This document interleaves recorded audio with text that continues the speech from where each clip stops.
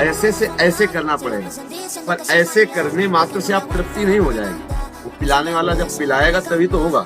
अब पिलाने वाला पिलाएगा आपका ऐसे ना तो भी नहीं बात बनेगी। तो साधन ये हुआ, अपने दोनों कर जो है अन्य जगह से हटा करके और अंजलि पास के बैठे, ये साधन हुआ और वो कृपा हुई जो पिला रहा। अब हम पे कृपा तो है लेकिन अंजलि नहीं फंसी।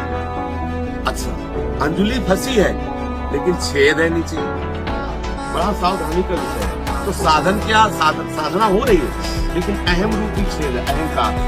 मैं ब्रह्मचारी हूँ, मैं जितेंद्रिय हूँ, मैं ज्ञानी हूँ, मैं।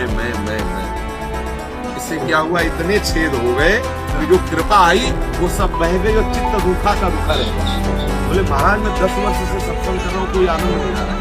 आपकी अंजलि में कमी है। यदि आपकी अंजलि बिल्कुल ठीक बंदी हो तो साधन से तृप्ति नहीं होती, आपकी बिल्कुल सत्य समझिए।